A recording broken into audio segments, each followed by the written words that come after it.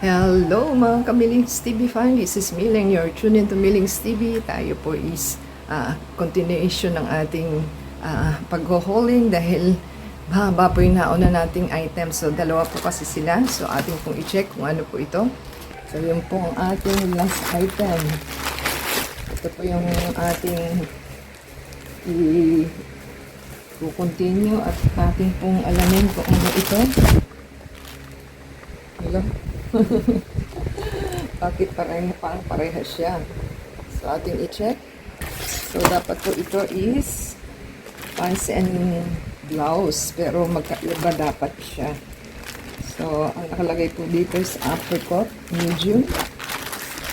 So yan po ang ating item. So talaga magkaiba ba? So ganyan po siya ang itsura ng kanyang blouse.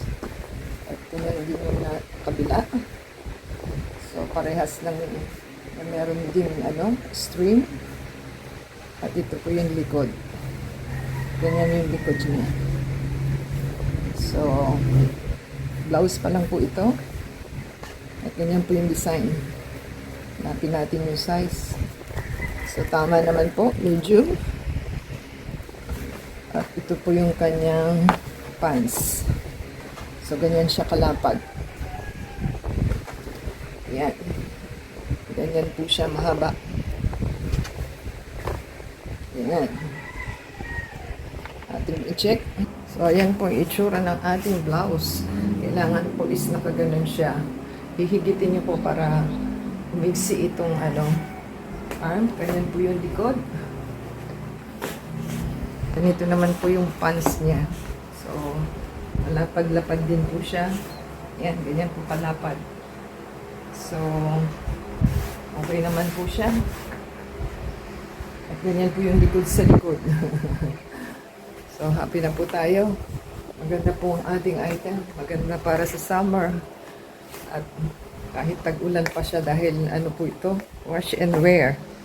So, ganyan po itsura ng ating likod, dahil meron po siyang tali, itatali nyo lang siya.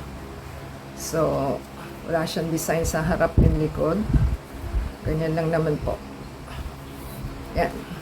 Hihigitin nyo lang po para pumalito sa inyong arm fit.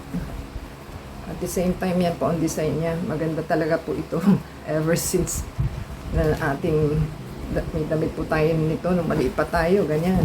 So, ano po nito is wala siyang side na cut, at ano po ito, yung hem niya is parang hindi po wala siyang tahi, parang ang tawag nun, hindi siya nakalilip na ganon. So ito na po yung hem, at ito po is walang bulsa, wala siyang bulsa, ganyan po kalapad yung kanyang so medium naman po ito, hindi ito large. So sakto lang naman po, pati yung haba niya. Ganyan po yung design. So, kung nagustuhan po nilang ating item for today, ito po yung second item na ating, hinol. Ganyan po ang kanyang, baliktaran. So, wash and wear naman po ito. Pwede nyo kong planchahin sa una para matanggal nyo yung lukot. Tapos, pwede na po siya kahit i-fabric conditioner. So, ako naman po is ever since di ko na siya pinaplansya. Kung ano po yung itsura niya, yan na po yan. So, paki-subscribe po sa ating channel for your support. And play po yung ads and video from beginning to end. And legit po ang ating supplier sa ating Temu store. At the same time, thank you sa ating delivery guy. So, purchase na po sila at maganda naman. Hindi po tayo nagbebenta. Baka akala nyo, nagbebenta tayo. Bumibili lang po tayo. So, valued client na po tayo. At the same time, marami po tayong choices. Kailangan po is-light yung ating damit, lalo po kapag summer. So, dapat ganyan lang ang itsura ng summer outfit para hindi po kami mainitan.